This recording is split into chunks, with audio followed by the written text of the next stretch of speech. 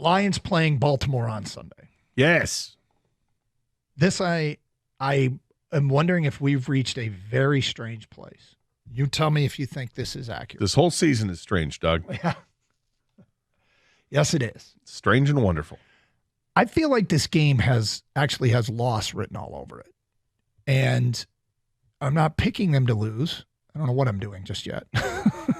We still got 3 hours and 20 minutes to figure that out. But on the road, it's going to be windy, windier than it was in Tampa. It was windy there.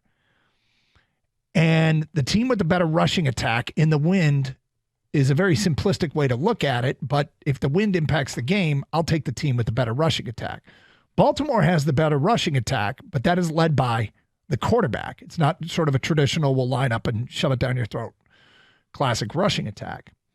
My question is, have the Lions actually reached a point where they have built up so much credibility that if they win, everyone says, yeah, they're tracking towards a legit shot at the number 1 seed. And if they lose, it's not actually the end of the world. We won't have end of the world is coming.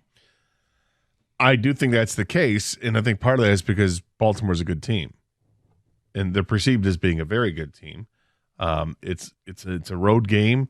I think there are aspects of this game that allow people to say it's okay. If the Lions aren't favored to win. Mm-hmm. Well, let's look at it that way. They're a 3-point underdog in this game. So yeah, I do think that people will. It's exactly the feeling. If they win a game, they're an underdog in. Then they're better than you thought they were, and you already think they're good. If they lose the game, well, you thought they were going to lose, and you still think they're a good team, so they're still a good team.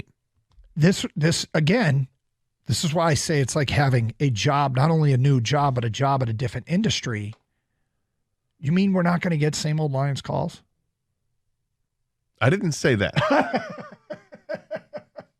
No, you were talking. I presume you were talking about this from a national perspective. No, I'm talking from about a local perspective. I mean, a lot of that depends on what happens on Sunday. If they were to lose, how do they lose? Is it? Well, don't need to go into the litany of things we've seen. They're 5-1. We're not beyond that this year. I am. I know you are. I'm well beyond that.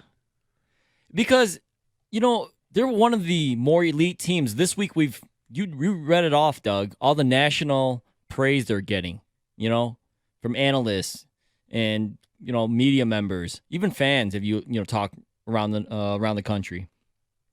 The Lions, I think we should start talking. I know they're underdogs by Vegas standards, but shouldn't we be talking, we should beat this team? Because the Lions are just that good. Now, there's keys to this particular game. No Montgomery. That's going to hurt. Is it going to be Divine Zigbo back there? Gibbs looks like he's going to play, right?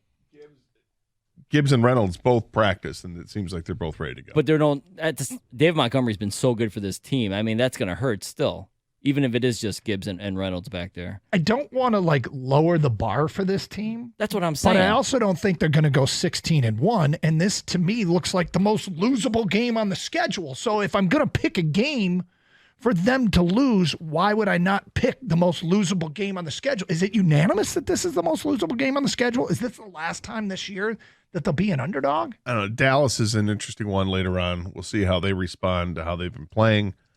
But the thing that I love about the Lions this year is that we've seen them play without their full complement of players. We've seen them play without Gibbs. We've seen them play without Montgomery. We've seen them play without St. Brown. Without Branch. Without JMO. I mean, we've seen him play without offensive linemen. Like, when was the last time we saw Jonah Jackson play? He's missed a couple games. So I'm not looking at this and I'll say, oh, well, they missed that guy. That's why they lost. That's not it, because they've done this all season long.